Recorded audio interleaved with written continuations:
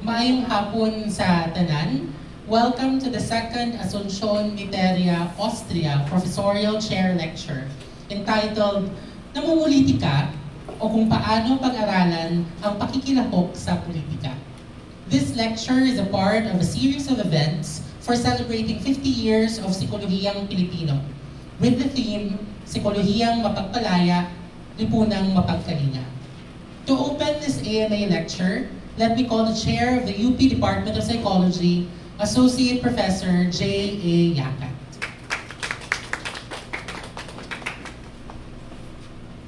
Good afternoon. Thank you for coming to the Lagmay Hall. I know that many of us are very busy.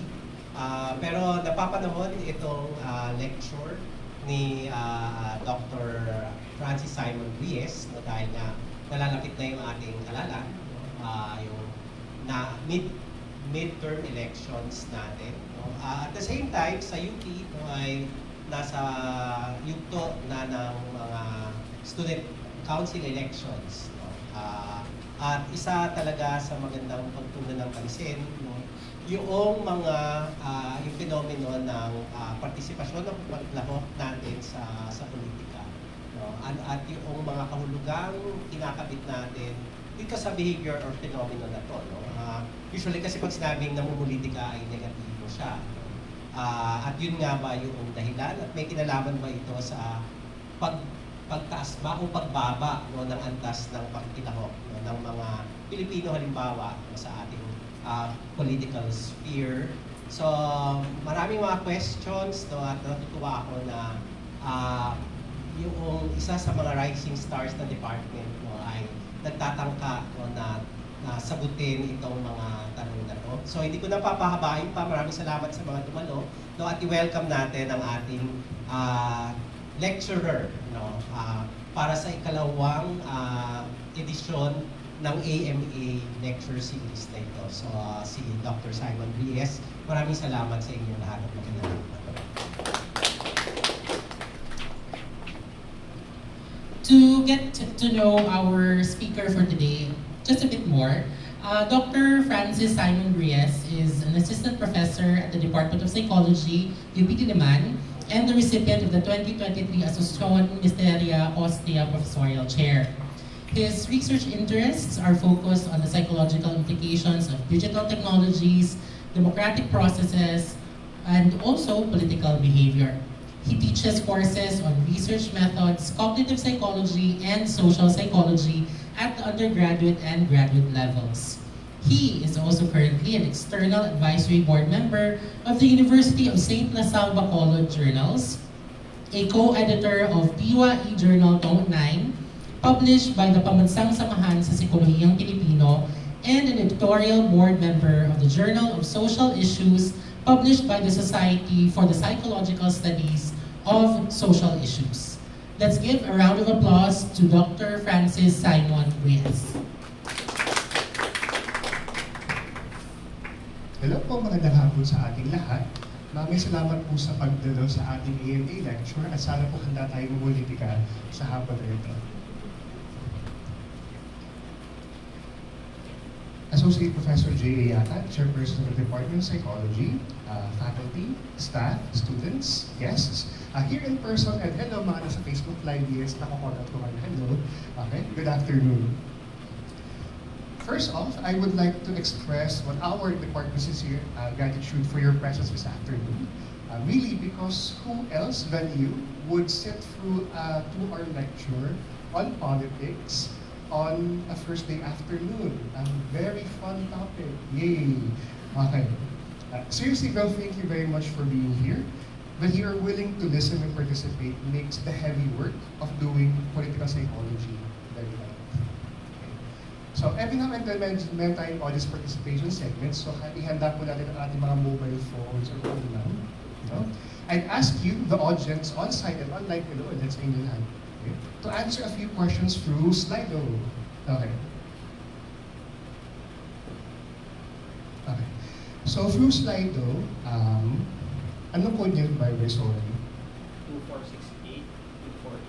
Okay, sorry, usulan ko na. So for Slido.com,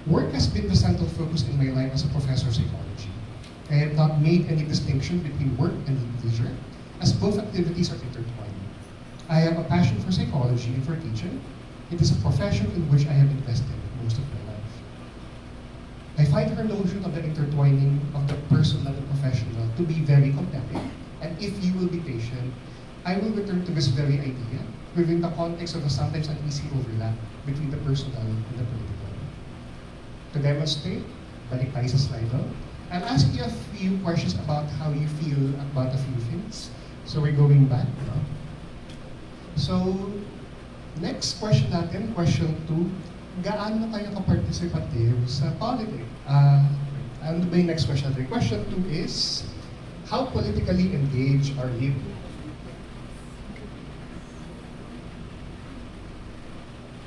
By intention, hindi ko identify kung ano ibig sabihin ng political engagement, kaya bahala mag-decide kung ano ibig sabihin. Okay.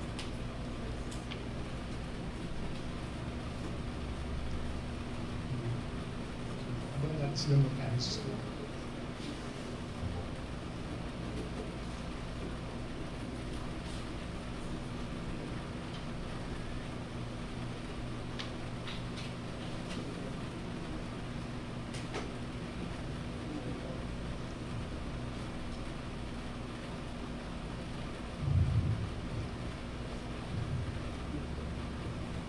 Naka-answer na ba kayo? Yes, yes, yes. Okay, so let's see the results. Ano sabi ng mga persons? Okay. So 43% ang sabing sakto lang. Gitnang-gitna. Okay. Okay. Okay, nag-split na sila yung nagsabing for I am rather participative. Okay. Seryoso to, totoo to. Walang joke. Okay. So that's just question 3. I just wanted to get the feel of how politically participative are you. Next context question. How do you feel about Philippine democracy?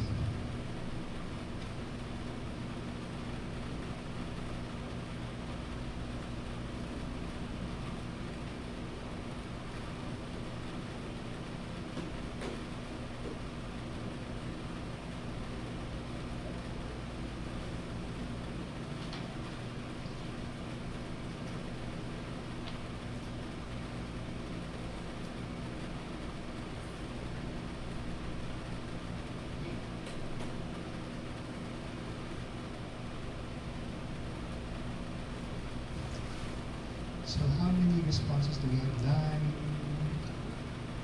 10.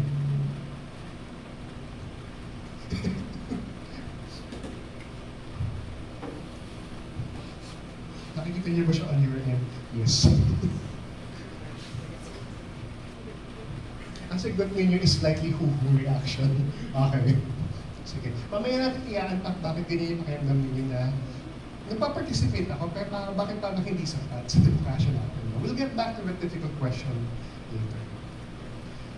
This is what I mean by the uneasy overlap.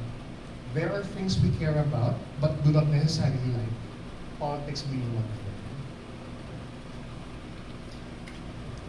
At this point, I would like to be outright with you with what I want to achieve through this lecture.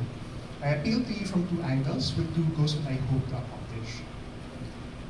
My first goal as a psychologist is to encourage those among you who are currently choosing a topic for their paper, thesis, dissertation, or other requirement, and those thinking about what to do after graduation, to perhaps consider politics, especially political psychology, as your way forward. The topics we look at are truly difficult: democratic decay and resilience, political participation and disengagement, exclusion and empowerment, citizenship and censorship. But in the context of our society and country at present, we need more people who are willing to do the work of figuring out how we can improve our political culture by shifting the norms toward reaffirming constructive discourse, responsive governance, and critical engagement in politics. No thank you, I might say. You're likely to say, I need to. Perhaps our hesitation to take on politics as the site of our scientific practice and advocacy efforts is that there are real burdens and dangers to being political. In our country, laws are in place which unduly conflict activism with terrorism, And citizens are pervasively disenfranchised as voters with practically limited options on who to elect. Malamang sa election, kilala naman yung mga baluarte, paulit-ulit ang mga tao tumatakbo. Excluded due to insufficient political socialization and education, and disempowered because of the more urgent tasks that preoccupy our waking hours. Democracy used to die in darkness.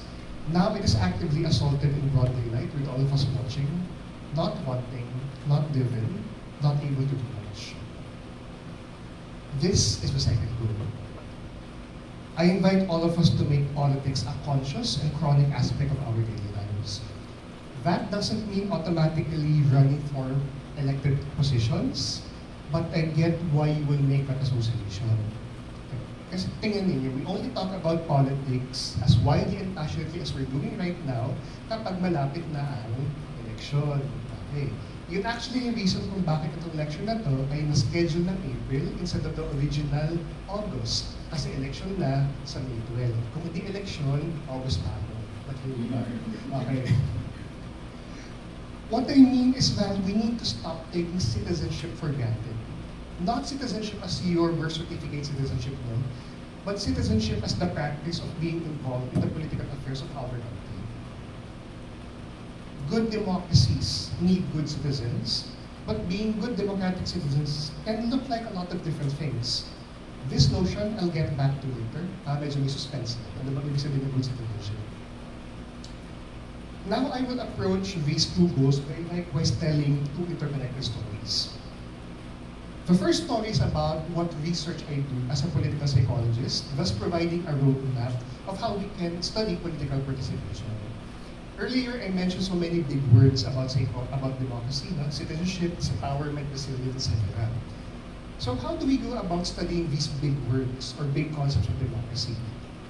In other words, kung paano mamuliti ka bilang mananaliksik ng pakikilahok sa politika.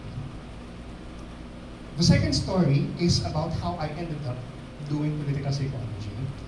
Ultimately, politics is not the exclusive domain of pundits and politicians, activists and advocates. As citizens, political power emanates from us, and political decisions find their way back to us, wherever we like it or not. As such, political psychology is as much a study of the institutions and processes that govern our society, as it is a reflection of our places and roles within such systems. In other words, kung paano mamuliti ka bilang mamamayan na nakikilahok sa politika. With the rationale on this lecture clear, handa na ba kayo mamuliti ka? This is not a rhetorical question, by the way. Handa na ba kayo mamuliti ka? Yes. Okay. Thanks for answering. Now, let's get political. Let me start by immediately invalidating the premise of this lecture. I hate politics. Okay. This is me in 2020. This kid graduated from high school right before K-12 was implemented. If you were to ask him what he'd like to do in college, he would answer, hindi ko alam, basta ayaw ko mag-political science kasi ayaw ko sa politics. This is me now in 2025. I can tell you with certainty that if this kid knew where he'll end up 13 years later, he would be surprised. He did not end up in political science, but in political psychology. Passed and failed successfully. Okay. At this point, we have to back up a bit and acknowledge the elephant in the room. What is politics in the first place? This is not a rhetorical question. Again, this is your part. No? So yun yung ating next slide of question. What is politics? Or in Filipino, anong politika?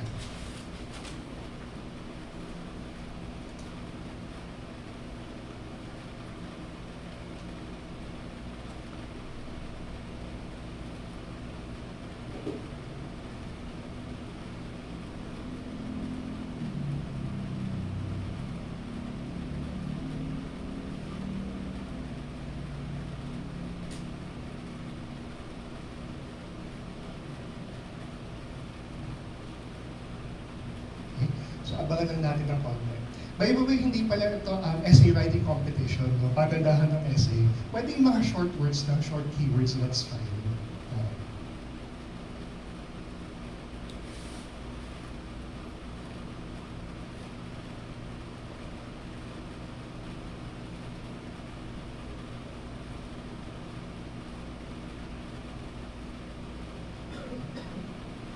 pakikinood ako sa FB Live para makita ko kung ano nakikita sa screen ng mga tao. Okay.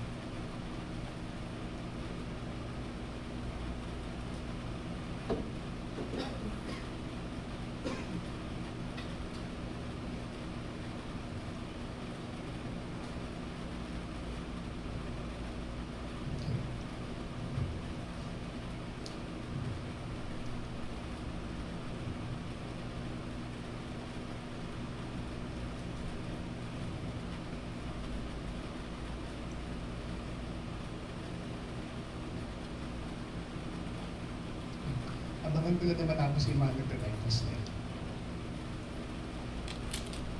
Ayan, okay.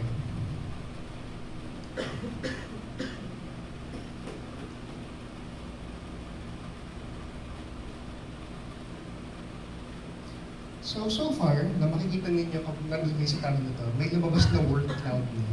Yung pinakamalaking word na lumabas actually is governance. To be fair naman, familiar tayo na good governance, transparent governance, democratic governance. So parang sobrang important yung word. Okay.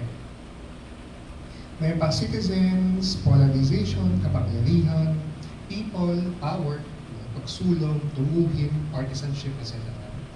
Okay. Yung mga sagot niya actually very typical siya because when myself and Professor Paul Labor did the research on democracy and politics, I think mahal-mahal kasi the words power, governance, transparency, etc. Okay. So at least with the answers that you've given me, I could say that overall, we cast politics in mystical than practical terms as an entity that is abstract or not on people. Nakakaiba yung governance na yan. Saan po nabibili ang kapangyarihan? So it tend to use abstract words to describe politics. I would like us to try to reframe things such that it will be more impactful for us what politics is. Looking back, 2012 was a comparatively different time to what we live in at present. The country's, maybe even the world's legal and economic circumstances were relatively more favorable. And aside from an apocalypse that was postponed, hindi na talaga kailan, a whole lot of nothing was happening. And so I thought naively that politics was a waste of time. I was a graduating high school student trying to balance academics, extracurriculars, and the new task of applying to go to universities. I don't have time to think about fiscal policy making, the General Appropriations Act, may Camera Legislature, Supreme Court hearings, at ano naman nagagawa ng Presidente sa mga international bilateral meetings. Pakialam ko. Pero wait, i-implement ko daw yung 8 to 12? Nakakagagi pa ba ako? Operators and drivers of public utility vehicles don't have time to consider ordinances and national executive orders. Pero wait, tumataas yung presyo ng gas. Paano yung presyo ng pamasahe? Workers on a daily wage are too busy managing traffic, inefficient public transport, and work demands on meager salaries to even attend to the politicking happening in Senate and in Congress. Pero saglit, okay ba yung economic policies natin na pag nag-inflation, kaya ko pa yung pakainin yung pamilya ko sa araw-araw? Do you have the same ambiguous, ambivalent, alienated feelings about politics? Yung mga gumagano, yes, was ambivalence. Exactly. I wanted to share these examples because it's okay to feel overwhelmed. We want to ignore politics because frankly, we're already doing too much with our lives. And dami na nga natin problema, papabunahin pa natin yung politika yan. It's actually quite easy for us to imagine how costly it is to be engaged. Not just in terms of time, energy, and money, but also the cognitive, emotional, and social cost of caring so much about the systems around us and how these can be influenced to serve our needs as citizens. We know that being informed of what's happening around you does require you to have some level of knowledge on how politics works. Tapos nung huling eleksyon, narinig natin yung mga kwento ng mga magkasintahan, magkaibigan, magkapamilya, na nagkawatak-watak dahil magkaiba yung taong ibinoto during the elections. Meron ba kayong taong mga ilang friend, binlock sa FB, dahil sa politics? Yes, those are the personal costs of politics. The problem is that indeed, as political scientist Kevin J. Elliott puts it clearly, writing in his book, Democracy for Busy People, democracy does us an injustice when it fails to take our non-political commitments into account in constructing its expectations for citizens. Another way of looking at it is that I remember a very fitting line from John Kander, Fred Ebb, and John Masteroff's musical Cabaret. In the musical story, familiar ba tayo sa musical na to? Yes, no, okay. In the musical story, we're taken to the 1930s where there was a cabaret, and there was a master of ceremonies, and there was a city called Berlin, in a country called Germany, and it was the end of the world. Okay. In one scene, Cliff Bradshaw, a young American writer with a commonplace approach to life, is talking with Sally Bowles, the Kit Kat Club's cabaret star singer, with just okay vocal ability, who became his romantic interest. In one scene, Cliff says, "You know, Sally, someday I've got to sit you down and read you a newspaper. You'll be amazed at what's going on." Sally replies, "You mean politics? But what does that have to do with us? What has that to do with us?" Okay na ba kayo sa spoilers? Okay. Wala kayong choice. Nakasulat na siya sa script. Okay. If you're online with spoilers, Cabaret ends with the complete rise and takeover of Nazism in Germany. Cliff, after some run-ins with Nazi sympathizers and Sally's decision to end their relationship while committing to stay in Berlin, escapes to Paris, now physically and psychologically broken. Almost all of the main characters either remain alive as complicit to or die as a casualty of fascism. Politics. What does that to do with us? Everything. Social psychologists and sociologists Bert Simon and Bert Tannermans invite us to rethink how we look at politics, defining it as the constrained use of power by people over other people. Consequently, power is a relational construct that describes a social relationship in which one party has or is perceived to have the ability to impose its will on another to achieve its desired outcomes.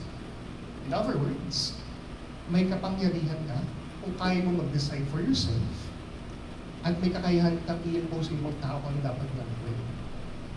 At wala kang kapangyarihan kung hindi mo kayang gawin ang mga bagay na ito.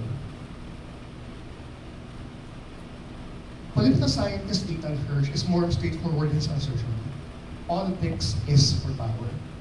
He warns us against political hobbyism of being the kind of citizens who feel strongly enough about politics to doom scroll, post on social media, maka-like, maka-follow ng pages, kaya wala naman actually ginagawa para makapag-influence ng ibang tao.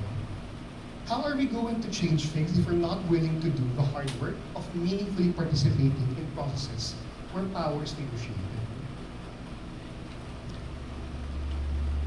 Essentially, I hope that we have finally dispelled our belief that politics is just about laws, constitutions, systems, officials, and all else what excludes us, citizens. Politics is all about how power is wielded, denied, and contested. When we elect politicians, we give them power to represent our interests and aspirations through legal processes. When we work with fellow citizens in both advocacy and activism, we harness collective power to make our voices heard. When the government implements policies against the public good, citizens are disempowered. And when we say that enough is enough, we turn to people power to enact social change, whether through incremental or radical engagement. Which brings us to the next question. How do you participate in politics? You, whether personally or rhetorically, as citizens. Again, not a rhetorical question. That's our next question for Slido. Okay.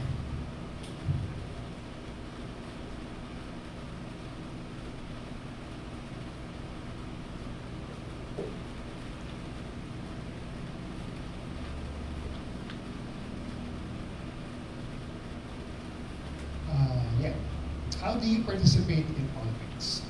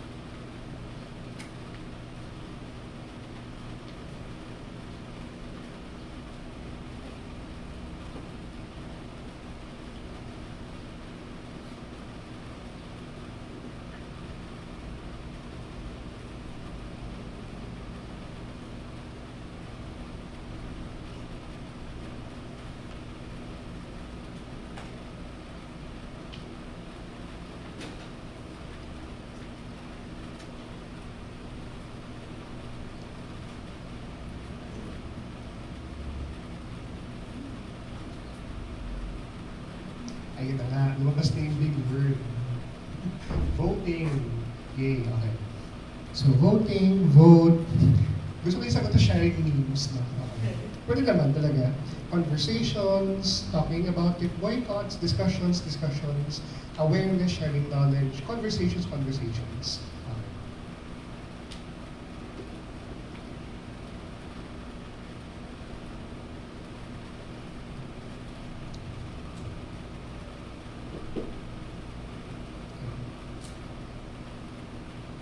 Posting in Submed, discuss current affairs. Okay, so very conversational and electoral. Okay. So looking at your responses no, to the question, baka nung una kung binigay sa inyo yung question, ang una yung naisip is, wala bang tawan? Wala bang type ng political participation na light lang? Yung chill version. Yung parang pwedeng participate na nakahiga ako sa bahay. Ganun. Wala bang ganun? Okay. I think the reason why we have this quite disparate view of political participation is that we often think of it as include only those behaviors that include highly visible activities such as elections and campaigning, or urgent in nature like protests and rallies or strikes. Almost as if being engaged is an all or nothing political. To be fair, itong mag-participate ka ng todo o hindi ka mag-participate at all, I do not find it to be a very welcoming perspective. Because if the cost of participation is exceedingly high, then who will be inclined to participate in the first place? Because the invitation of being politically participative is extended to all citizens, it would help for us to break boundaries and limits. First, finally, masasagot yung tanong natin, ano ba yung political participation? Okay. Pina-homework kasi dito, define mo na eh. Okay. Let's define political participation. But I would like us to define it in a manner that is encompassing. I borrow here the work by Mark Cojuni and Maria Grasso in their opening chapter for the Oxford Handbook of Political Participation. Ganun halaga yung topic, isa siyang buong handbook. Okay. They argue that when describing and explaining patterns of political participation, we should keep in mind that the subject matter may be broader or narrower, depending on what is being included in the repertoire. Deriving from this, I like the conceptualization that the political scientist Yanis Varoufakis synthesizes from early work because of its balance between breadth and specificity. So, for Varoufakis, he defines political participation using these criteria. Number one, political participation is an activity. Dapat pagkilos siya na may external manifestation. Okay. Kasi for example, gusto mo mag-participate sa politics. Nag-participate ka naman. By moving mo lang methodical questions dito, nag-participate ka naman. No, okay. Pinag-isipan ko kung magpa-participate na ako, nag-participate ka naman. Ang sasabihin niya, no. Participation only becomes participation when it becomes a behavior. As such, it does not include thoughts, intentions, and motivations. Next, participation should be done by people as citizens who have extensive lives outside politics. Unlike politicians who do politics because it's their job, we elected them to do it, or political lobbyists who do political participation because of some economic or social forces or economic or social interests that guide them to do so. Next, participation is voluntary and not coerced. Kasi kapag siya ay coerced, hindi siya participation. Natawag doon obligation. Natawag doon responsibility. So, ang hindi kasama dito sa political participation, for example, nag-military service po ako. No, hindi siya participation. NSTP, hindi siya participation. You should choose to do it, not because of any other factor, besides participation itself. Finally, participation should concern the government, politics, or the state, broadly considered, because the ultimate goal of political participation is to influence democratic processes and institutions, such that they will attend to the public interest. Nag-complain ka sa kapitbahay mo na maingay siya, hindi political participation. Nag-complain ka na maingay kapitbahay mo sa presidente, pwede pa. Public disorder. Okay. Essentially, it becomes political because it engages in a political space or sphere. The other thing that I like about Varoufakis' definition is that he acknowledges how participation has moved online using digital technologies and social media. it's the case for that is that it becomes easier now for participants to participate online using social media, contacting each other across space and time. Such that people can use these platforms, the Facebook, Twitter, social media in general, to raise awareness about or exert social and political pressures for the solution of a social or political problem. Wait lang, ang dami nila. Yes. Okay. Let's pause. Bakit natin kailangan itong definition? Ano mapapala natin? Hindi ko sure kung nagigets yung sentiment, but what Theocaris, among other researchers who are redefining political participation, is saying is that you can participate. All of us can participate in whatever way we can. You do not have to participate in the full spectrum na laban makibaka-ano. You can participate in every way that you can, in whatever means is available to you. Because we live in inherently political context, everything we do to learn about and change politics gains political meaning. We can be politically engaged in manageable yet meaningful ways. We can be democratic citizens, even if we're busy with our lives. That's the second boundary that we're breaking. Political participation lies along multiple continuums of effort, urgency, and collectivity, among others. And wherever you are on those, that's still political participation. As Cliff was nudging Sally to do, start reviewing the news, even if you don't like politics. Nagbabasa ba kayo ng balita? As in nagbabasa, hindi kayo parang headline, react, very good. Okay. Now that you're aware and reading politics, would you like to talk about it with others? Now that you found others who care about the same issues as you do, why not do something together?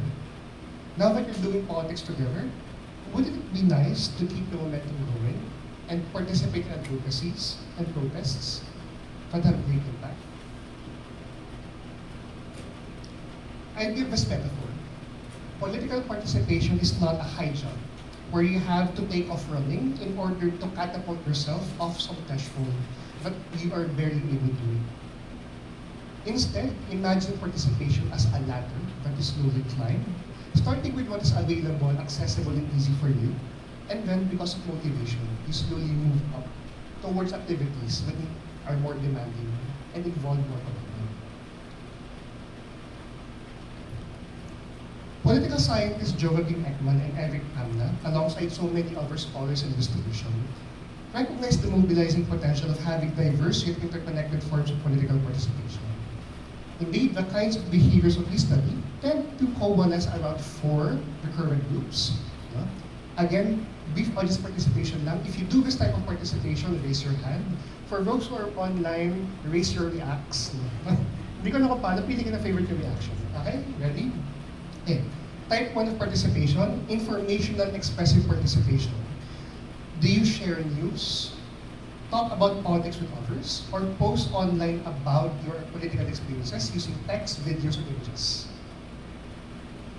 Yes? Okay. Nag-comment sa balita, nag-share ng balita. Yes, that's informational expressive participation. Next, civic engagement. Have you ever volunteered for any various causes, donated to a charity, or organized an advocacy event? Yes. Okay. Next, formal political participation. Bumoto na ba kayo? Okay. Have you ever tried campaigning for a candidate? Local, national, whichever election? Are you a member of any political party or affiliated with any party in general? Have you ever tried contacting government in order to lobby for a particular issue or for a particular cause? Yung isang CN actually sa akin dito, yung pag-lobby ng psychologist law, pati yung pag-revise sa psychologist law, that's formal political participation. You're trying to change the system by using formal political means. That's political participation. Because to be fair, wala tayong mental health act kung hindi tayo nag-lobby. Wala tayong psychology law kung hindi tayo nag-lobby. Wala tayong mental health services for basic education kung hindi pinag-lobby. That's formal participation. Finally, activism. Sumali na ba kayo sa protesta, boycott, o sit-in? O sumali sa ibang tao na nagtol ng ibang mga pangkat, massive email, massive hacking, etc. Okay. Hindi na kailangan ng mga kasi nanonood yung Facebook mo, naka-record ko. Okay. So the point that I want to emphasize is, namumulitika tayo lahat. Hindi lang natin alam. And, you know what? That's a good thing. If the cost of entry is low, then it's easier to motivate citizens in the long run to move from low commitment activities to high involvement ones with consequently more immediate and impactful outcomes. To demonstrate the intertwined notion of these, intertwined nature of these four participatory activities, I'm going to share you another story about how I ended up focusing on political participation as the topic of my dissertation. Okay. Kasi before I entered my dissertation, I was like, basta political psych go na yan. Pero specifically, anong political psych? This was the event that nudged me, okay, let's study participation. You might be familiar with this. On May 2020, National Capital Region Police Office Chief Major General Leon Silvas, familiar, was greeted by his colleagues with a manyanita to celebrate his birthday in Camp Bagong Diwa, Taguig City. At this time, remember, Filipinos were quick to react when images of the event went viral online, with many condemning the event as it was held, while strict guidelines regarding physical distancing and prohibitions against mass gathering groups mobilizing people, not only with face-to-face campaigns, but also through online messaging applications and virtual event invitations designed like party favors. Attendees of the Grand Manyanita held here in UP Diliman, University Avenue, kasi pwede naman pala mass gathering basta birthday party. So pupunta yung mga tao, happy birthday po, General Singas, happy birthday Philippines. Yung invitations, mga birthday party invitations, pagdating date naman, naka-costume ng mga tao, kasi birthday nga daw. So pwede mag-gathering kasi birthday. Hindi ito protesta. Birthday siya, manyanita. So they wore costumes, party decorations, and placards with political slogans. And when those citizens who were immunocompromised, those who cannot join in person, instead joined the protests online. And noong time na yun, ang daming mga hashtag na umika sa social media. For example, Jump Terror Bill, Lunas Hindi Dahas, sa kasolusyong medikal, hindi militar. Favorite ko yung T-Rex na sumali sa pag-isa. Nakalagay T-Rex, not Pebbles. So, favorite ko, nakita ko talaga. Okay. We can learn three things from this case study. First, you can be engaged in many ways depending on your abilities and motivations, as well as the circumstances around you. Those who felt very strongly about political expression, freedom of participation, etc., brave the uncertainties of the pandemic to make their opposition clear. Those who cannot join in person because of different abilities, immunocompromised families, instead join the protest online using platforms accessible to them while still getting their points across. Second, some citizens who appear to be disengaged may still care about what's happening in the country and in the world, just that they may have a higher threshold for what we determine to be a worthy spending day of their time.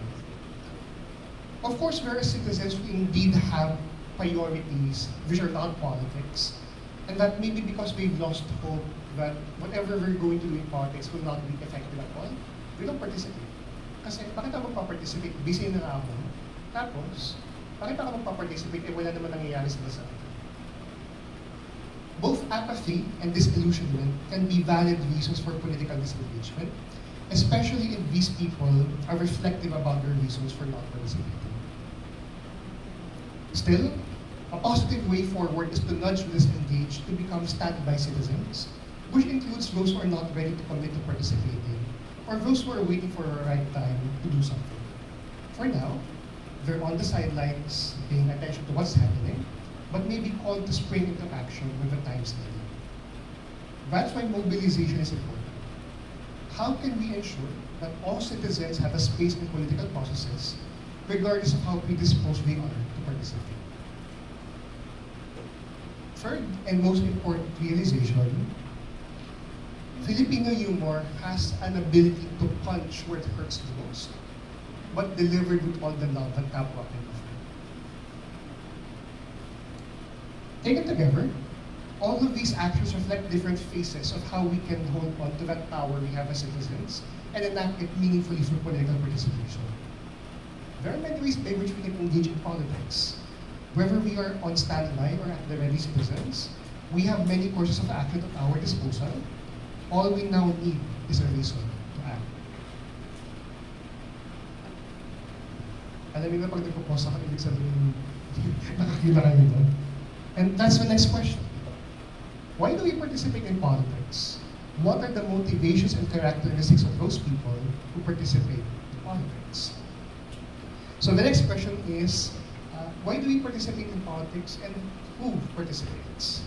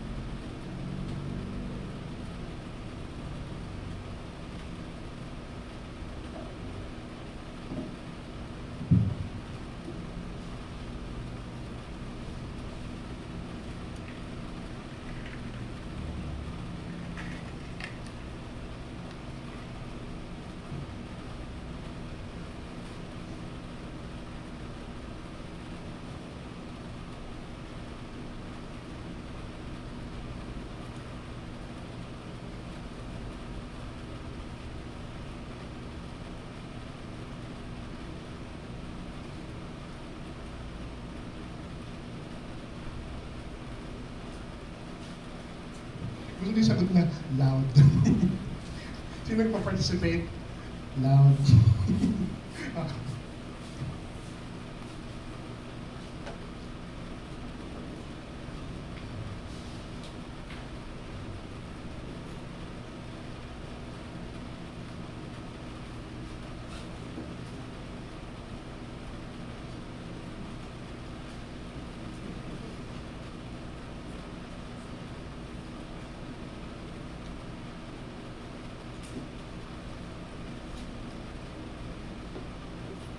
I am very tangentially reminded na ano daw yung Tagalog ng to whom it may concern, sino mo may pake. Okay, kasi ang dami sumasagot dito, people who care enough. Caring is indeed a very important aspect. Okay.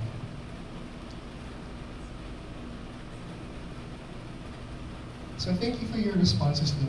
Yung top answer, people of legal age. We will problematize that later. Hindi mo pwedeng maging politically participative ang mga kabataan. So yung mga SK pala bawal sila mag-participate. Bawal yan. Bawal yung SK elections, bawal yan. Okay. So before I elaborate on your answers, I'm going to ask two follow-up questions which will make sense in a while. So the first follow-up question I'd like to ask you is this then. Complete a sentence siya. Brief context, the next two questions are questions that we add, but I and Professor Paul Labor asked in our research. So the first one is about democracy. So complete the statement, democracy is blank. Ang demokrasya ay blank.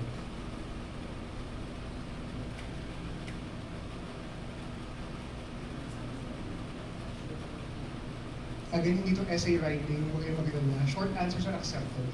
Okay.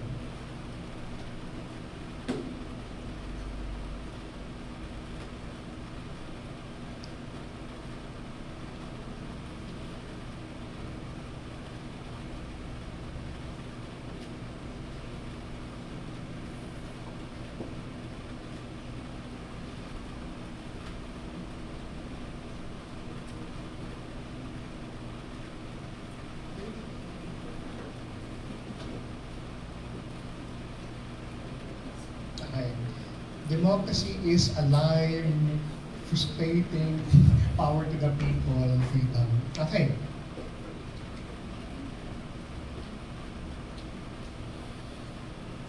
This actually nakikita natin tendency sa mga naging answer ninyo. You tend to define democracy more in terms of its characteristics rather than what you ideally anticipate what politics is. So you're answering what democracy feels like, not what democracy is. I'm not calling you out by the way, observation lang siya. Kung tama or maling sagot. Mamamayan, self-determination, malaya, pagpapahayag, yes. Okay.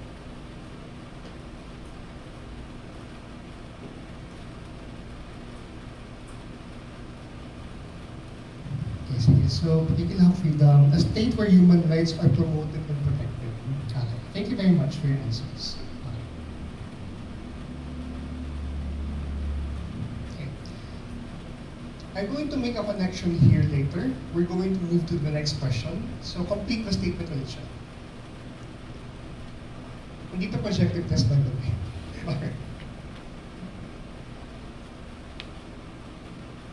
Complete the statement. A good citizen in a democracy is someone who blank.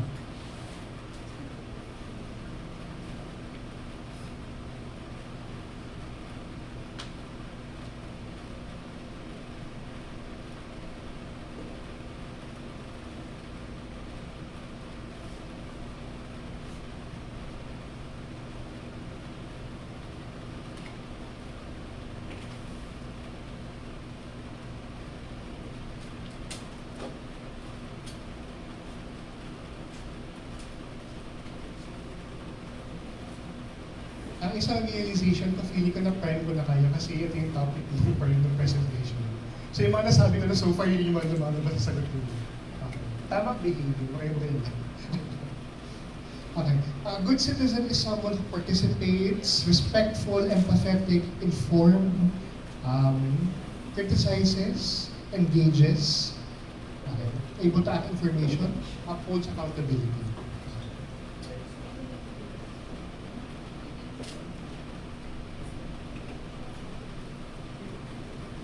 Concern, protects human rights.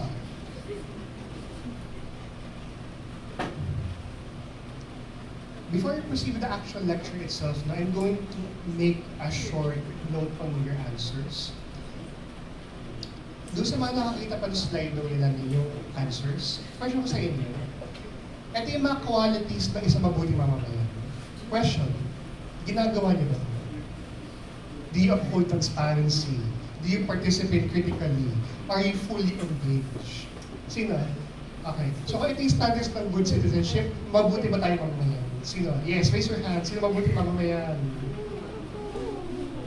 Totoo. Sure kayo? Okay.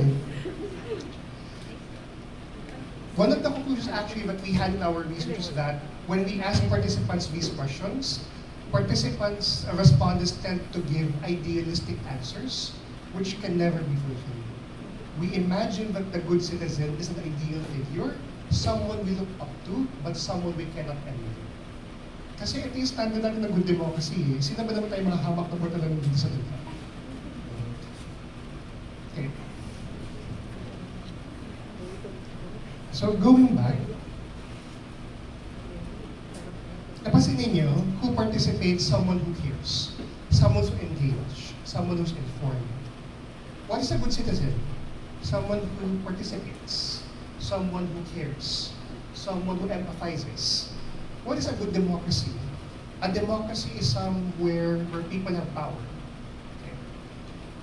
One of the things that you will see in the literature is that, and one thing that I would like you to observe is that the motivations and characteristics we assume that participative citizens have often coincides with our definitions of good citizenship.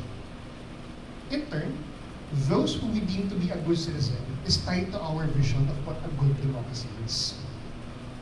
Indeed, when we espouse a dutiful sense of citizenship, we tend to demonstrate the minimal yet necessary expected behaviors of a good member of society. So when you say that a citizen is dutiful, we tend to support a representative democracy where the primary obligation of citizens is, good word representative, good word represent, elections, campaigning. We follow laws and pay proper taxes. Nababayad ba kayo ng buwis? Yes, wala tayong choice. No, sahod natin may tax. Okay. And we commit to civic or military service, especially if the government calls for it. So, dutiful citizenship, ito yung obligation mo, fulfill mo yung obligation. Minimal citizenship. Meanwhile, by endorsing engaged citizenship, we support a more participatory type of democracy that encourages everyone to keep updated with the news, be aware and critical of government actions, understand and come to the aid of others, and become involved in both community affairs and political decisions such as for budgeting and everything. Okay. Kailan kayo huling beses nanonood ng Senate or Congress hearing? Or Supreme Court hearing? Nabasa niyo na ba yung mga batas na ipinapasa? Nabasa niyo na ba ng buo yung psychology, no, at least? Sa mga nagtuturo, yes, obligation na kailangan. For the others, mga psychologism majority tayo dito, don't know her. Hindi ko alam ng batas, Joe. Okay. So, dutiful citizenship, representative democracy, engaged citizenship, participatory democracy. As I mentioned earlier, good democracies need good citizens, and the converse is also true. Good citizens need good democracies. Healthy, resilient democracies require citizens willing to keep political power in check, but citizens also need inclusive political spaces for them to become and remain participating. I realized this democracy-citizenship relationship when I was figuring out what to do with my life after graduating from college. Here's one kid again, it's 2016. Yay! Okay. Okay. UPDI yung photoshoot ito. Ng mga suma ewan. So sabi, nung time na sabi sa amin, ito yung upuan, pose with the chair. Okay. Wala akong creativity, so umupo ako sa chair. Okay. Okay. So here's that kid again in 2016, and he decided that the best place to do soul searching is in graduate school. Okay. Sino mga nasa grad school? Have you found your soul? Okay. Okay.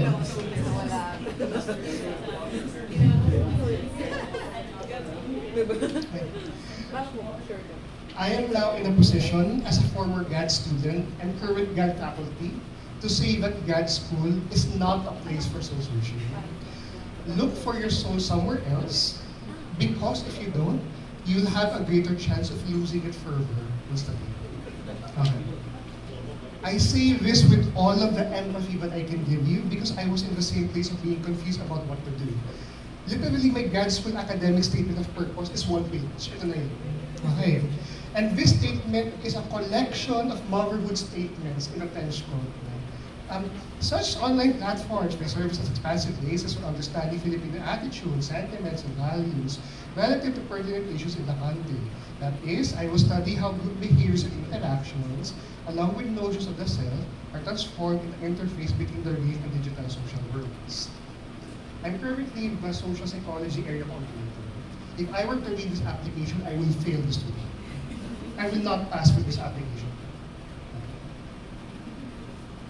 So papasok ng GAD school, anong gagawin ko? Smile. So ito na yan. So I entered into GAD school. Good. Okay. But actually, it was when I was studying for the board exam for psychometricians, the same year, that things fell into proper place. At that time, the theories of personality course was still part of the exam. Ngayon wala na kasi website na siya. And that's when I encountered the late psychologist Albert Bandura's concept of moral disengagement. In his journal article, Selective Moral Disengagement in the Exercise of Moral Agency in 2002, one of my favorites of all time. Medyo weird lang na question, but imagine tatanungin ka, anong favorite color niyo, letter, number, song, movie, journal article, anong favorite niyo? Meron ba? Okay. Ang weird na question. He wrote this statement, moral agency has dual aspects manifested in both the power to refrain from behaving illegally and the proactive power to behave humanely. We have the power to choose conflict, aggression, and violence as we do peace, cooperation, and pro-sociality. Our society is only as good as we make it, and we can only do so much as our society allows. Good democracies allow for good citizens, but good citizens need good democracies. Reading this article in 2016 was both enlightening and frightening. In 2016, the United Kingdom voted to leave the European Union with one reason being widespread anti-immigration sentiments alongside increasingly nativist nationalism. In 2016, Donald Trump was elected the first time, thus setting the stage for the Republican vision for the US Supreme Court. And in 2016,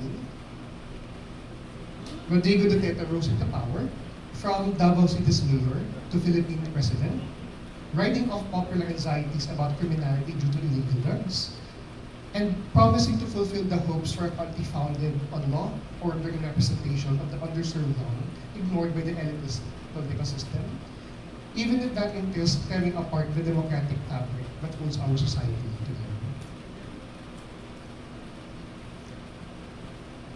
Tagaray and Brad Bible write in their editorial introduction to the special section entitled Democracy in the Balance for the journal Science. Alam natin na urgent kasi alam niyo yung journal na Science. Science is a physical science journal. And they were like in 2020, it's so urgent, we need a special section for the social sciences. You know that it's that bad. When we're like, we cannot physics and chemistry alone for this. For them, democracy is in flux and under threat. I quote, 20 years ago, it seemed inevitable that democracy would reach every corner of the globe. In this moment, we are reminded that we must fight for democracy and work with it. All of this is the reason that I decided that if I were to have any contribution to our country, it would be through leveraging psychological science and advocacy to understand politics toward reaffirming democratic norms and values. That's why we have this lecture. Because we need people who are willing to do this work in our capacities, both as researchers and citizens. Kaya ba pwede natin gawin? What can we do to change things? I returned to Bandura's work and highlight a concept he developed which turned out to perhaps be the single most reliable and impactful predictor of any type of political behavior or behavior in general for that matter. Nawalaan niyo na ba?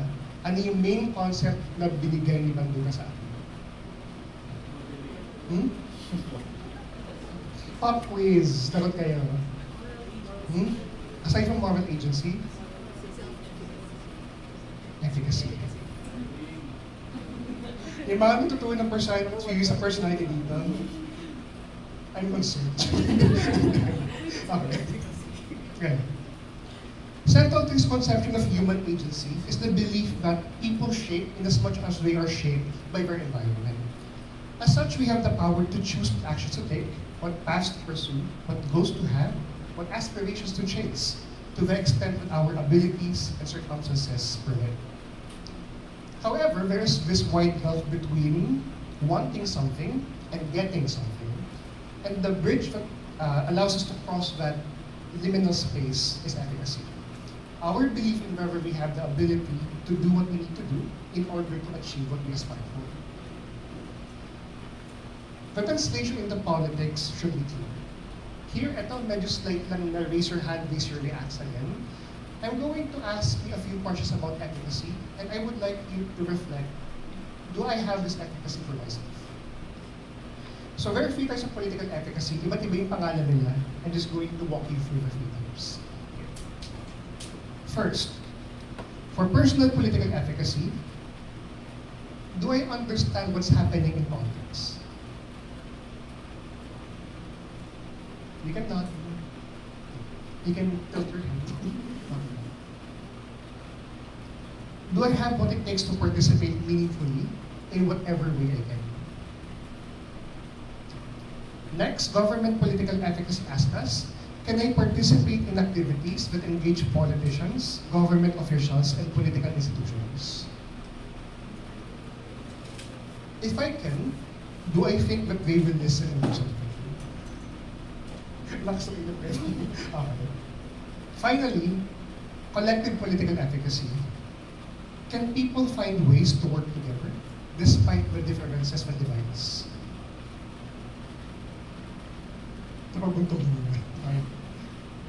Will our shared efforts and endeavors lead to significant changes in our country? Wala tayo sa palataya mo. So, guys, wala tayong efficacy.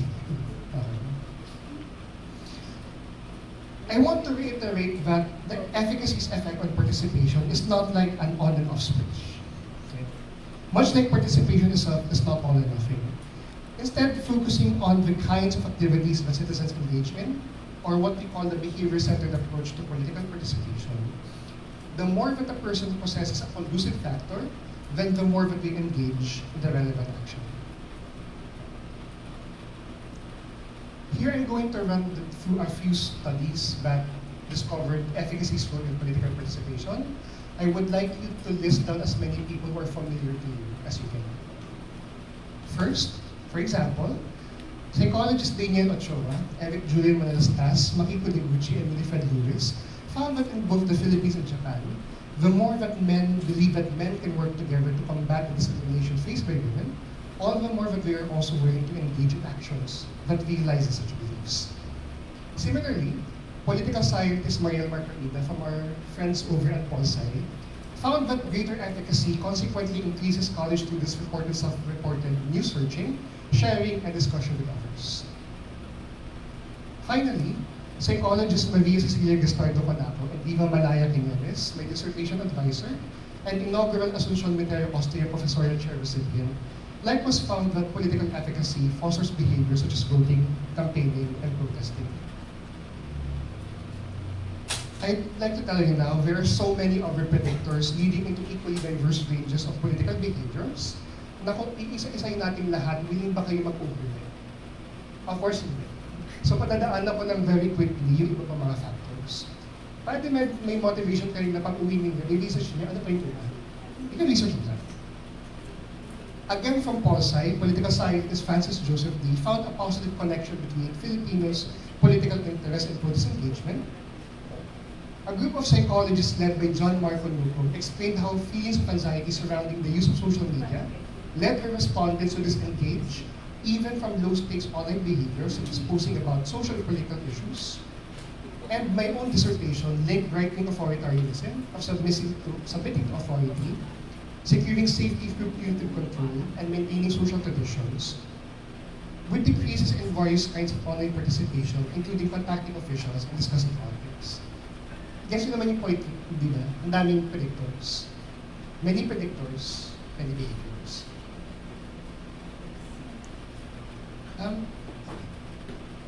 Do you notice something? Medyo sanay kasi tayo na pag sabing political participation, ibig sabihin, protesta sa labas, rally, labas ng mga placard, effigy, sunog, etc. But if you rewind a bit, I kept on talking about posting online, sharing news, joining online groups, and other things you can do online. Welcome everyone to participation on the web. For the longest time, online or digital political participation has been derided as being superficial and inconsequential. For example, posting about your thoughts to move others to stand with you, slacktivism. Lang yung pakala.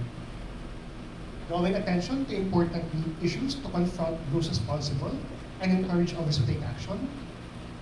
Moral grandstanding, that's just all for show. I think this reminds you, kaka-computer mo yan. Same, essentially. I just want to clarify, this is not me saying that all types of online participation are useful, meaningful, or impactful. What I mean is, we should not automatically dismiss online participation.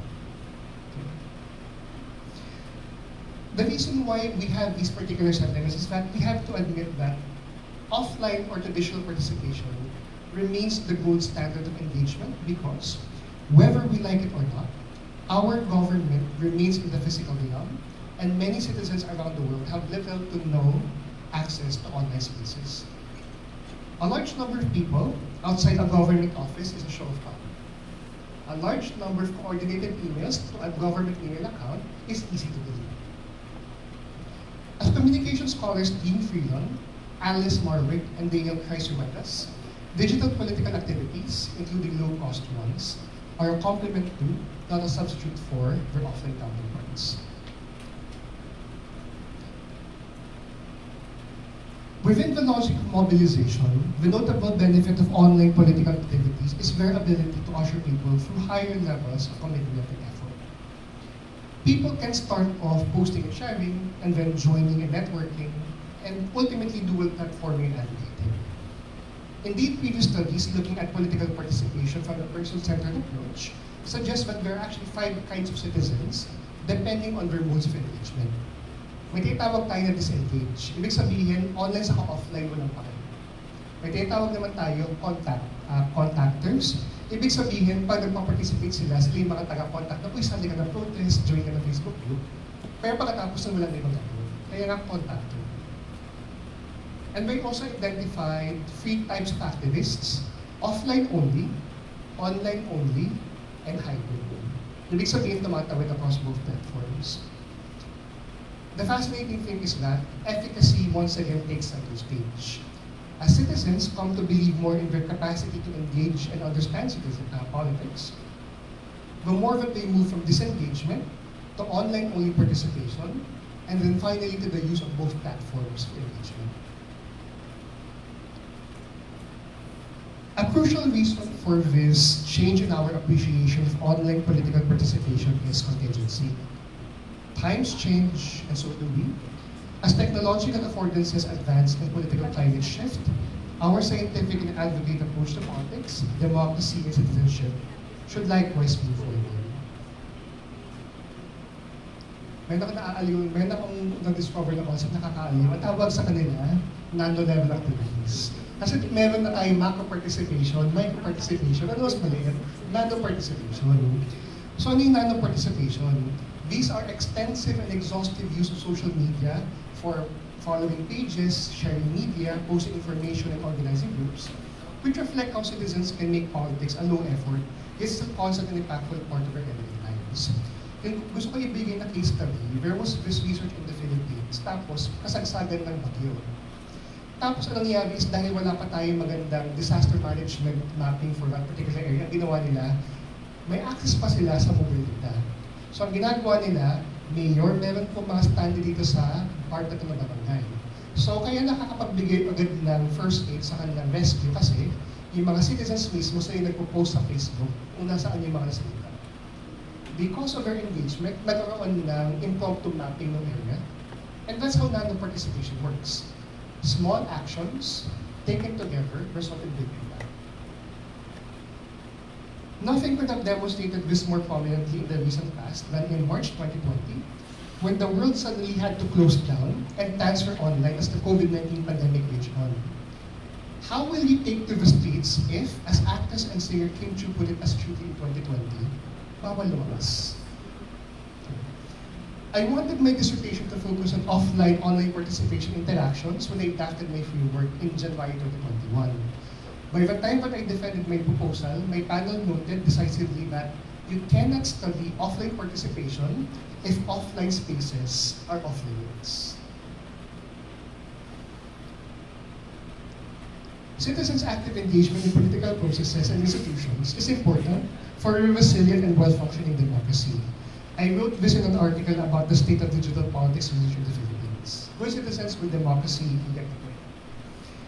But how citizens engage in politics is an eternally open question because what activities we can do are shaped by our motivations, inclinations, and situations. Online platforms can feel like luxurious extensions of offline spheres, nice but not necessary.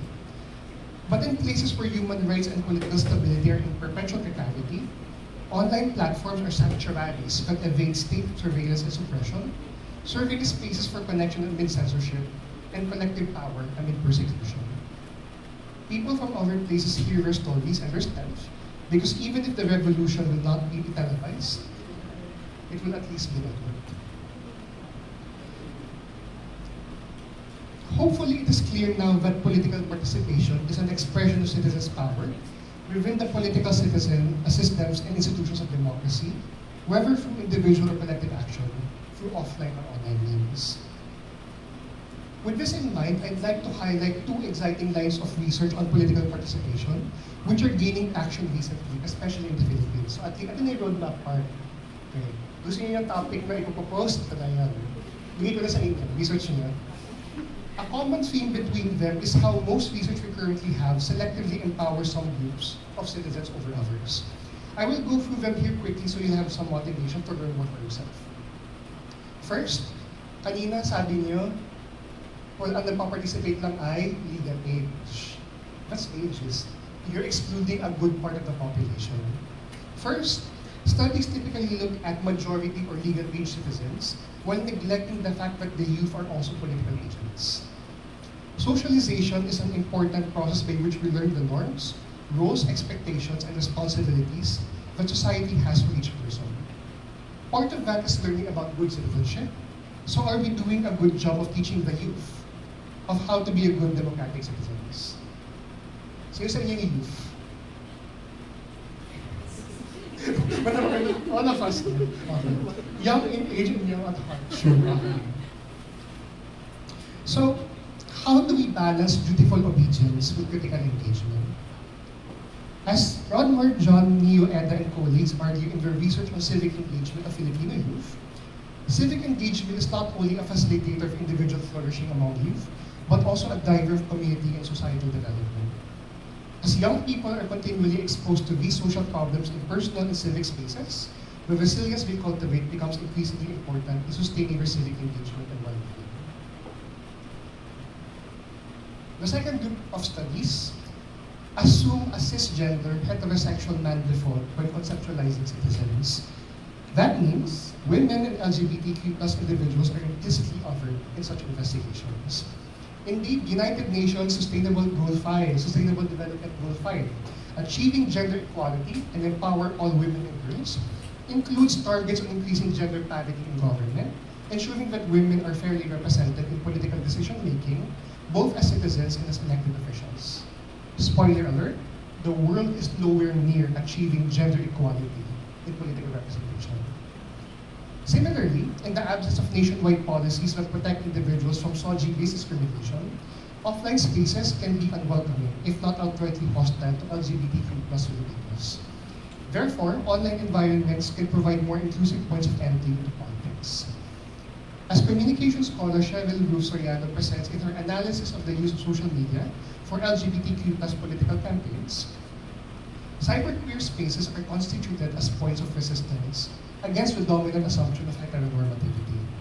As a group that has suffered from obvious image making and issue framing practices, LGBTs find a digital platform for communicating their issues and bringing them to the attention of the state as political issues. By becoming new actors in the political arena, LGBTs can intervene in the reconfigurations of citizenship. Politics is for power. As a consequence, those who are excluded from politics are disempowered as citizens. Isn't it our obligation then to do research and advocacy that helps each citizen live meaningful political lives? How about one last story for this afternoon? The year 2022 was a year of transitions. For me, it meant graduating with my PhD together with the first batch of graduates to March in person, having just completed my full dissertation completely during quarantine. So yung simula pag-draft, hanggang pag-submit, hanggang pag-defend, online. Ang dissertation ko is about online participation. So pinanindigan ko siya. Ang masaya lang ako nakagraduate ako in person, no, day na yun ulan, kaya nakapagod. Okay. Tapos yung graduation namin AS Labs. Tapos umulan. Okay. So wala naman siya, umupo lang. Ganun. Okay.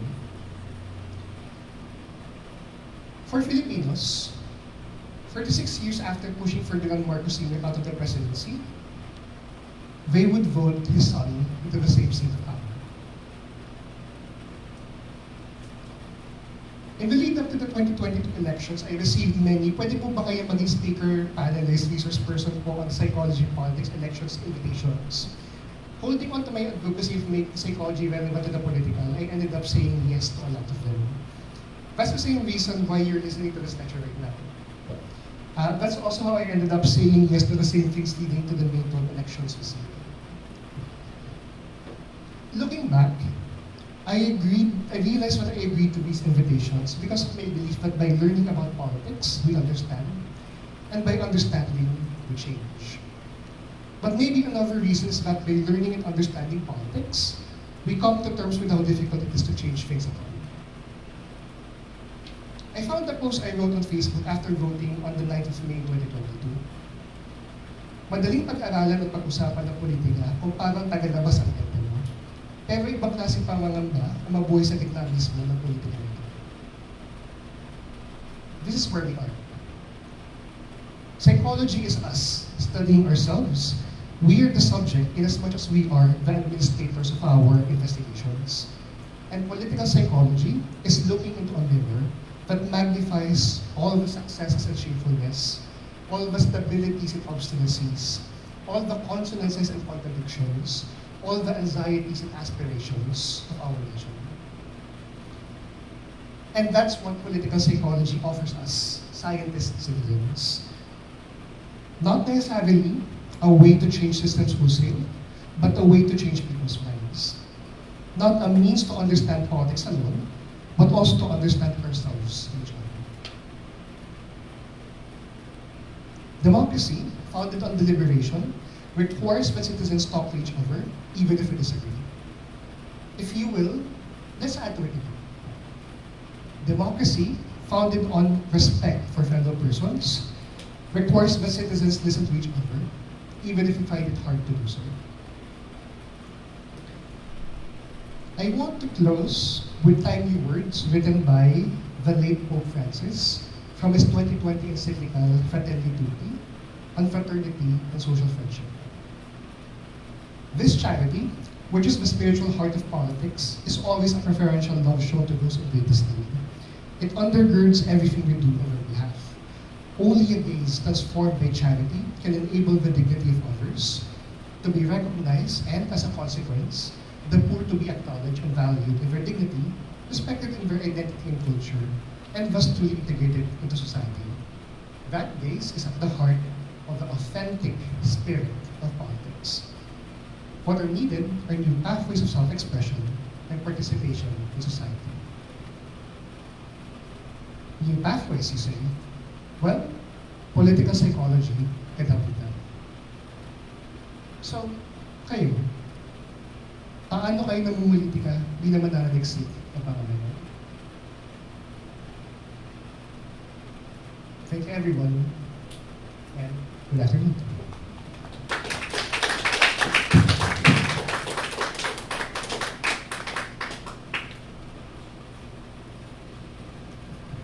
So habang nag-Q&A tayo, meron tayo actually Slido question for you. Okay? Again, I told you walang rhetorical questions dito. My last question for you before we proceed with the Q&A is, ano ang inyong resolution bilang mamamayan ngayong 2025 elections? So do we have any questions, comments, reflections from the people here in our classroom in 304, LH 304, people online? Questions?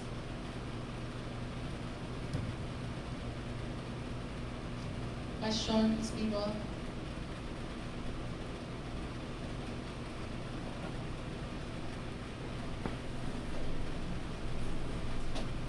Simon.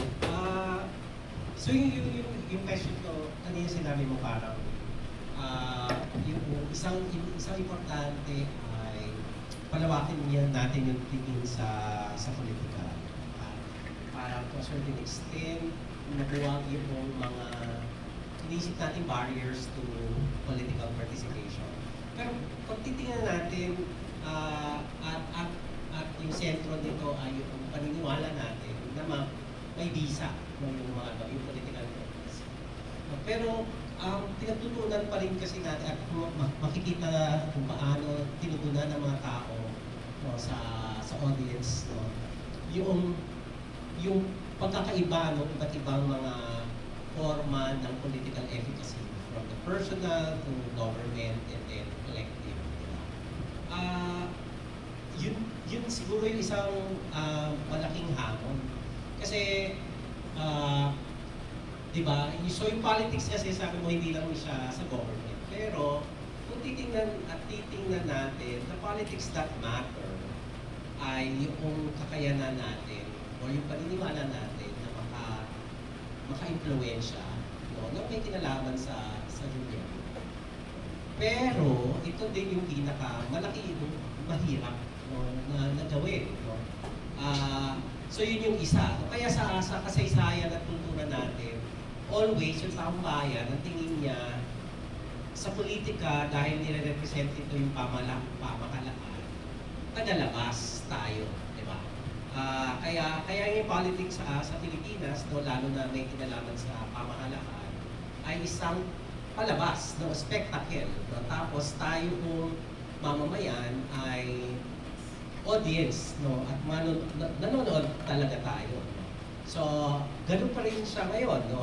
Manonood ka sa comedy ng Senado at ng House, di ba? So, ganoon natin siya nakikita. So yun lang siguro yung yung messaging, no? So, paano na sasabihin natin na parang mawala, no, yung mga barriers, pero ultimately, the politics that matter pa rin ay may kinalaman sa gobyerno na karamihan ng mga tao feel powerless about. So yun yung siguro yung question. Kasi madali naman isipin, no, na yung mga iba't ibang spheres ng buhay natin, merong politika involved sa family, sa work organizations, di ba? So yung kakayahan natin mag-impluensya ng iba't ibang mga tao, no, sa pagdedesisyon, etc. No, kaya natin yung isipin. Pero itong pinag-uusapan ngayon, no, ay politika talaga na may kinalaman sa gobyerno. So yun lang yung siguro parang hindi ko alam kung mismatch o contradictory.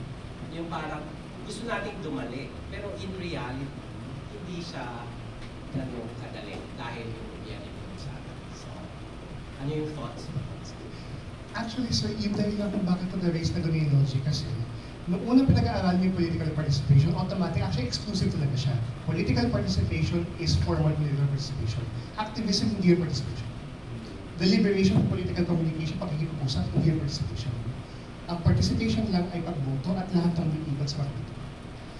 Na-reason kung bakit siya naging contentious na issue kasi ang taas agad ng barrier of entry.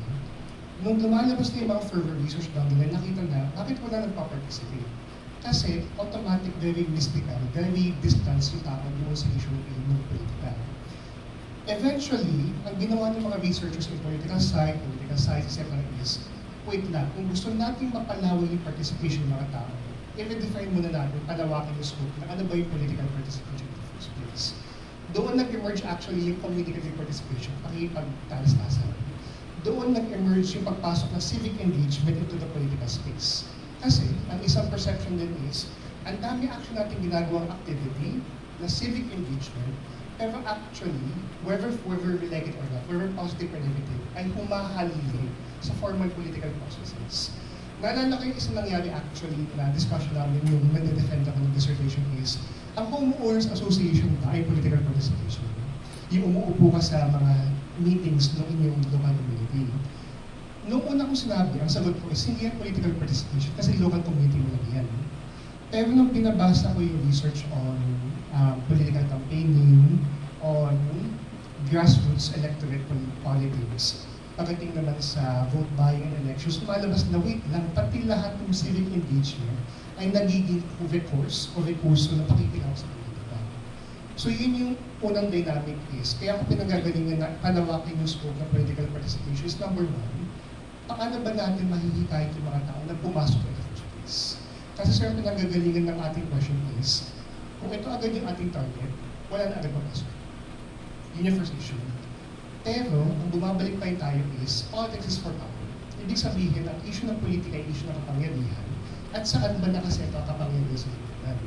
Political institutions like government and agencies.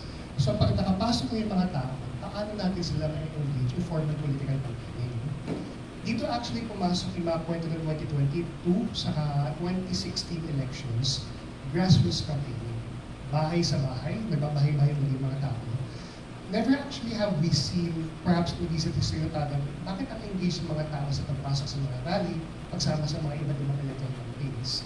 Kasi ang ginawa ng ibang mga pangkat, specifically, ang pangangampanya natin, hindi lang yung simple pangangampanya, pati relief efforts kailangan involved tayo. Pati pagsatak ng mga committee pati, gawin natin pamabaan, pagpapakalat at pagpapaliwanag ng ating political cases. In short, in recent years, ang laki na ng pag-overlap ng civic engagement and political participation kung saan nagiging way na pakikilaw sa politika at nababahiran ng politika kung baga yung mga donations, volunteering, civic engagement activities. Yun yung pinagagalingan. Pero, babalik pa rin tayo sa usapan na next is, sapat ba ito to engage people into politics in the formal political sense? The answer is, dissertation ni Sir Lina, dissertation ko, research namin ni Paul, hindi. Ang pinagagalingan ko nung sinulat ko itong speech na ito is, ang una nating barrier of entry, sobrang mysticalized ng politics. Sa politika ay isang spectacle kung sa tayo ay So the first boundary we have to break is, we are not observers in this politics. We are the direct recipients of the political crisis of the year. Ngayon na na-achieve natin yun, the next crisis is, yung ginagawa ba natin pamumulitika ay merong ambag sa pagpapabago ng lipunan. And the answer is, no, no, no. Yun yung next question, yun yung next crisis. Yung pinagagalingan ko naman dito, doon sa next issue is, anong sagot? Ang hirap na sagutin. Alam mo bakit? Na-realize ko ito, nung ginagawa itong paper na ito. Ang hirap, ang dali niya pag-usapan contentious politics, deliberative politics, at yung mga work ng mga taga-social, taga-pusan. Pero the more na iniisip ko, kaya ba natin i-scale yung interventions ng political discussion, community organizing? Ang sagot is, hindi. Hindi tayo din. Medyo na doon pa sa hopeful edge na, based on the research, yes, kaya siya. Pero based on the groundwork, hindi talaga siya kaya. Kasi yung pinagdagalingan din natin is, ang baba ng political participation ng mga tao in the first place. And number two, yung type ng political participation ng mga tao ay technically, ideally in a democratic society is based on our common values and principles. Pero hindi. We actually saw this in the campaigns, for example. I'm going to look at it across the political spectrum. In the Marcos Duterte campaign in 2022, yung naging prominent messaging is pagbangon muli ng mga tao. Tapos nung ina-unpack na ng mga researchers afterward, bakit nga ba naging strong yung grassroots approach ng Marcos Duterte campaign in 2022? And the answer was that, for the first time, tinato kaming tao. Pinakinggan kami. Hindi lang kami spectators ng politika, pero kami ay nakikilaho kasi napag-uusapan namin. So yung logic na binabanggit ko ng collective action, yung logic ng civic engagement, ay kinoo ng particular, ng political tandem, para maiparating yung mensahe na kami yung partido na makikinig, makikilahok at kasama namin. Yun yung actually term na iniwasan ko kanina, ito yung populist politics na ibaba yung politika sa atas ng lipunan. Demysticalized politics. Pero yung consequence is, ano nga ba itsura mo, fabric ng demokrasya ng lipunan? If we would compare that to the politics na ina-espouse noong Robredo Pangilinan tandem in 2022, ang kanilang politics is transparent governance. Transparent governance is the ideal form of democracy, in a participatory democracy. Pero wala siyang lapat sa mga tao. Ngayon nakakaaliw, currently, Vizcaya, Soto, Bangayan, in Pasig, ang masyado kasi nag-focus si Vico Soto sa transparent governance. Ano gagawin niya sa healthcare, sa education, etc. So in short, yung mga value systems na nasa taas, yun yung ating gusto tutukan. Pero ang question pa rin is, ito ba yung type ng politika na nasusubaybayan natin in everyday communities? And the answer is no. Yung everyday politics na binubuhay ng mga tao, despite their circumstances, is communicative action, pakipagbayanihan, everyday civic, and everyday communicative action. Yung yung pinagagalingan ko dun sa paglalatag ng kwento, at least yung lecture. And the answer is, hindi siya satisfying yung sa akin. Kasi, again and again, bumabalik tayo sa ano ba yung type ng actually, isa pang pagagalingan ko, ano ba type ng demokrasya yung gusto ng mga Pilipino? Yung current na ginawa kong lecture ay naka-assume na ang idea natin demokrasya ay involved tayo. When we did our research, hindi yun lumabas na image ng demokrasya. Sa Pilipino, ang demokrasya ay basta susunod kami, basta umayos sa buhay namin. Babay pa yung susunod namin. Basta umayos sa buhay natin, spectators na kami. Basta gawin yung trabaho nila, umayos sa buhay namin, okay na. So, yun pa isang binabanggaan natin. Ano ba yung image ng demokrasya na pinaghahawakan ng mga tao at ng mga Pilipino? Paano rin sila magiging influence kung yun yung image ng demokrasya na meron sila na pinagagaling in the first place? So sobrang drastic ng shift, no? Medyo hopeful yung like, kapag dito talaga yung realities ng politics. Wait, dalawang dito. Hindi ko lang alam kung ibang mundo ba yung ano. Kasi yung bahay-bahay na kampanya, hindi ko yun associate na BBM sa akin. So, hindi ko lang alam kung ganun talaga yung polarization. No? Never ko yun associate. Mas na-encounter ko yun sa Lane campaign. So, yun yung una. Yung ikalawa, actually very interesting yung Pasig case. No? Kasi mapapansin, ang doon nagde-defend kay Vico Soto ay yung mga taga-Pasig. So it seems na yung transparency campaign for at least for Pasig citizens, interaction siya. So baka yun nga yung isa na maganda. Basta kung kunwari punta kayo sa yung FB, no, na pag-uusapan yan, sobrang tingkad na parang at least for the Pasig citizens, na de-defend nila no, kung ano yung kinalaman ng transparency in governance dun sa pang-araw-araw nila na buhay. So yun nga yung kaya ewan ko, magkaiba yung appreciation natin no, doon sa dalawang punto. At yun siguro yung isa, nasanay talaga tayo sa very short term at concrete, di ba? Kaya nga dole out yung mga ganun. Pero yun nga ako nagulat no, doon sa diskurso na kayang makonect ng mga citizens yung kung gaano, kung ano yung papel ng transparency no, sa gobyerno no, doon sa long term doon sa short term at concrete at long term no, na ginhawa ng buhay nila. No? So ewan ko, magkaiba siguro tayo na appreciation. Actually, sir, isa pang layer, ito medyo pause na ka. May bifurcation kasi talaga na ito yung pangangampanya, ito yung type ng politika na na-enjoy na sa local politics. Kaya kung titingnan niyo yung trend ng elections in the past years, minsan hindi nagmamatch yung local results doon sa national results. Kasi naghihiwalay yung dalawa. Pero Simon, matagal nang may magkakaiba ang local at national. May halimbawa may isang pag-aaral dati yung isang NGO tungkol sa local politics sa Dinalutihan. At ito nga yung naiisip ko parang pag tinatanong sila kung bakit sila bumoto ng isang local election versus pag bumoto sila sa isang senador or senador usually kasi national. Yung yaman ng association at pag-reasoning, sobrang qualitatively magkaiba sa bakit sila bumoto sa isang local no, versus national. At yung trend na yun, nakikita ko din siya dati, hindi na ngayon, no, sa student politics. No, na yung mga estudyante, mas malinaw yung rason nila ng pagboto sa local council kaysa kapag sa USC. No? So pag tinatanong yung mga estudyante sa kunwari, bakit ito yung sinuportahan mo for the local elections? Marami sila sasabihin, pati yung plataforma, siyempre yung iba pa personal dahil nakasalamuhan nila yung kandidato. Pero sa USC, ang sasabihin nila, guwapo, UP students to. So, well, sasabihin nila. Yung mga ka-college ko, yung mga tinuturing natin na superficial.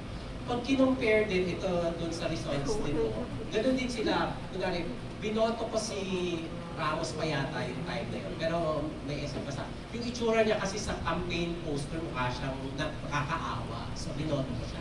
Senador yun So, pero yung pag-local, kunwari mayor, mga konsehal, no, napakalinaw noong mga pamantayan.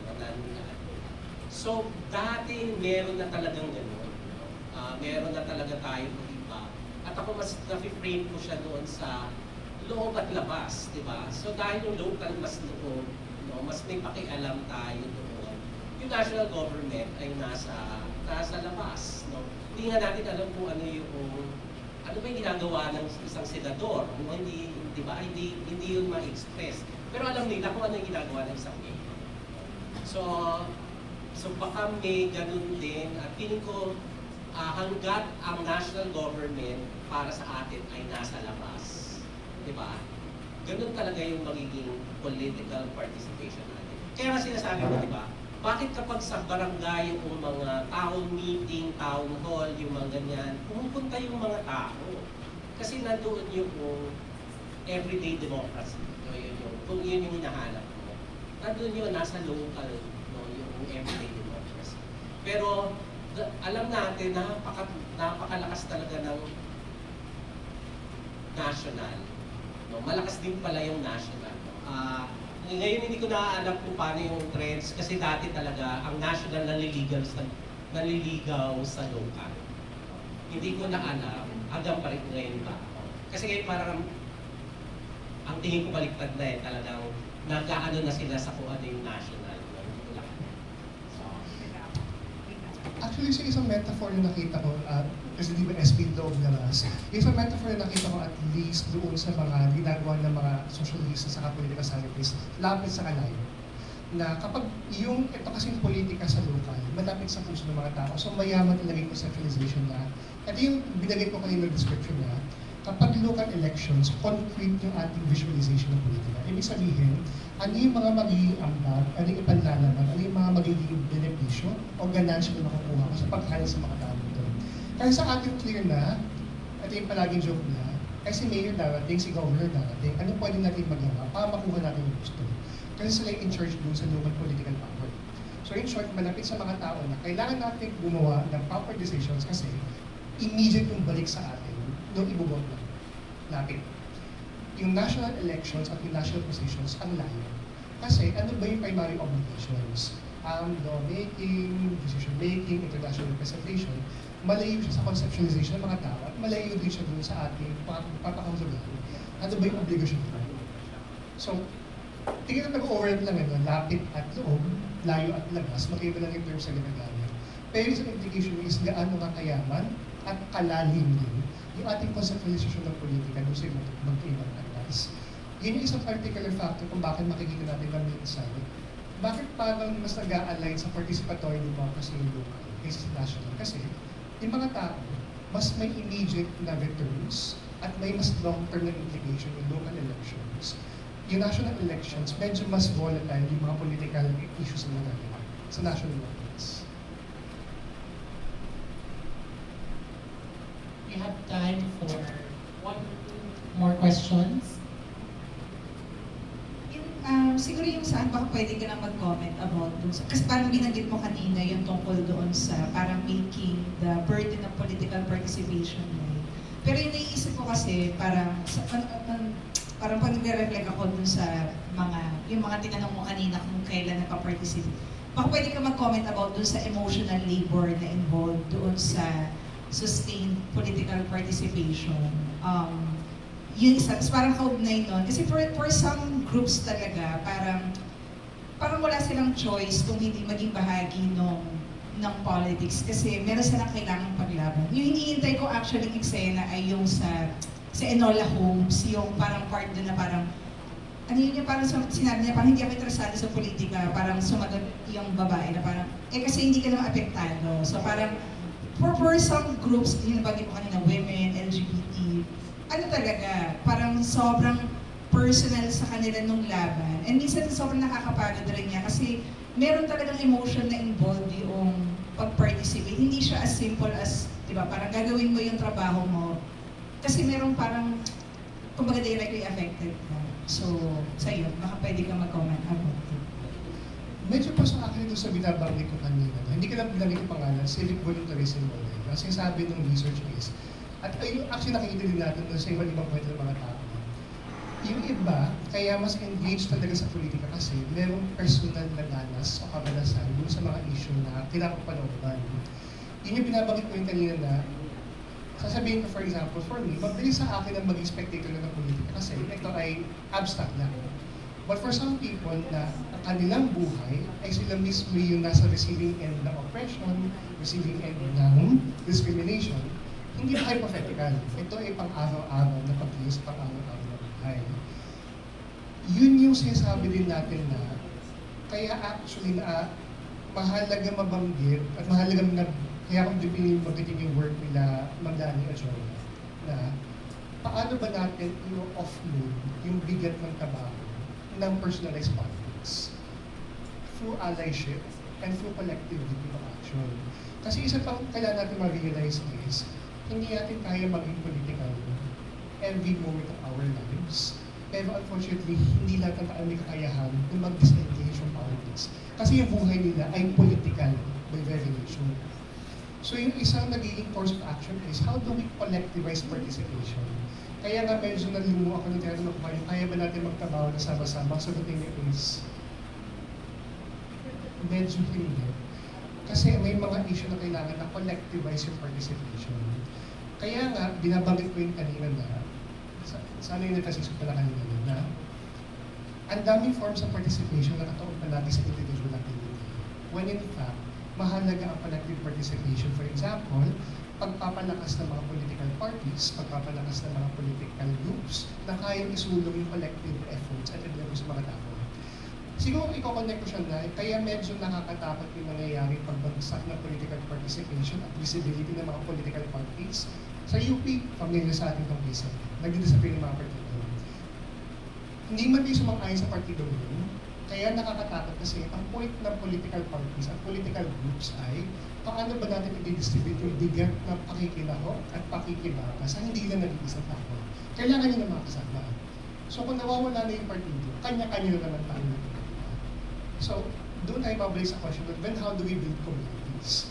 Kaya ako binanggit kanina yung civic engagement kasi yung ibang type ng mga political groups ay hindi sila, okay, magtayo tayo ng group, magtayo tayo ng pangkat, with values, etc. May iba, mas incidental yung group. Yung nakaalala ko medyo malapit is nagsimula actually siya doon sa community countries ng pandemya. Yung ibang mga pangkat na nabuo doon, actually sila na yung nag-persige na sumunod na pagdating ng election, buo pa rin sila. Nagsimula out of contingency, nag-perpetuate, naging fully formed na isang community. So yun yung notion ng identification niya. Paano ba natin matatransform yung mga identidad, yung mga pagpapangkat into more politically viable groups of connection?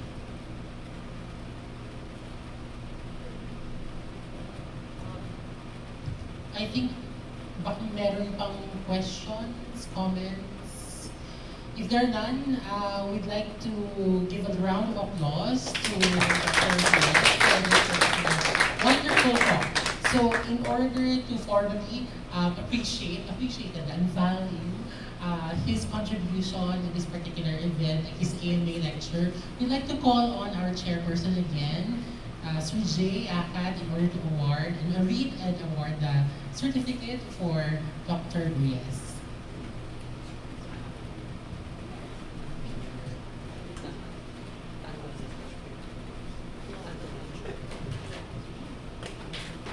Dahil online participation, yung digital participation, yung area ni Simon, bibigyan natin siya ng digital certificate. So, basahin ko lang. So, malugod na ginagawa kay Francis Simon Reyes, Francis Simon Reyes, ang sertipiko ng pagpapahalaga para sa kanyang natatanging pagbabahagi ng kanyang kaalaman para sa Asuncion Mideria, Austria, Professorial Chair Lecture na may pamagat na politika kung paano pag-aaralan ng pakikilahok sa politika. Pinagkaloob ngayong ika-24 ng Abril 2025 sa Lagmay. Nilandaan ni Dr. Diwa Malaya Quiñones, ang Direktor ng UP District, ang Social Psychology Research and Innovations Group. At ako bilang tagapangulo ng UP Department of Psychology. So palakpakan natin.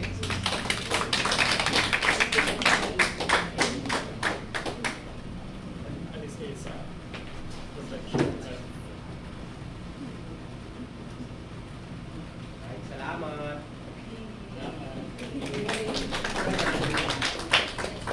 Before tayo umalis at mag-participate politically, I'll pick up at front and let's take a photo, all of us together.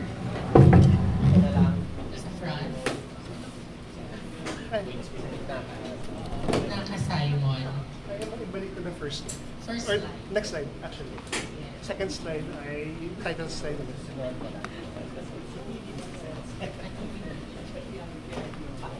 Say, come up in front. Maraming salamat sa pagdalo. Huwag na kayong mahiya. Salamat sa Social Psych Research and Innovation Group at co-organize ng Salamat kay Julian.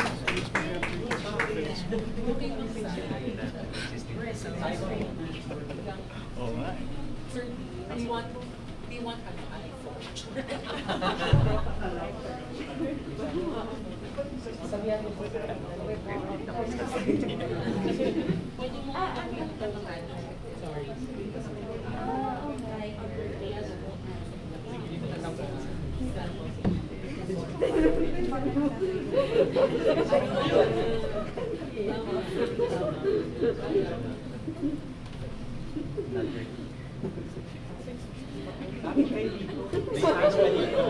May space pa dito.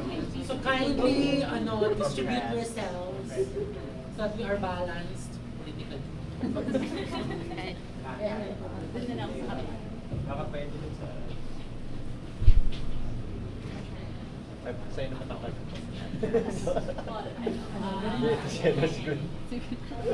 Compress pa, compress. Tayo, ikaw po dito. Makakagay. Sorry. Sino tayo kayo?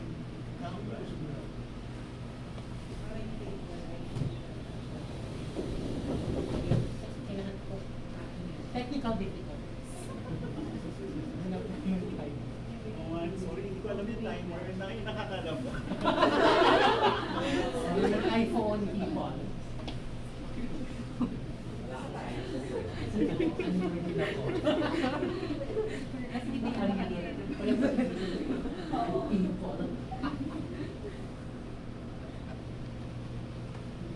Ayun. Kailangan i-rush ka.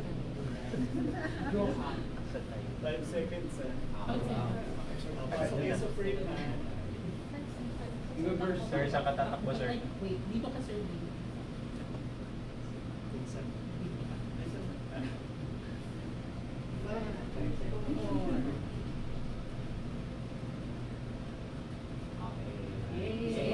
Isa pa, insurance.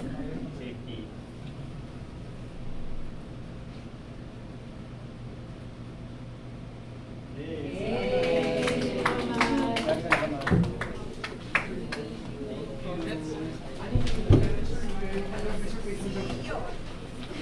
Ay, meron daw tayo.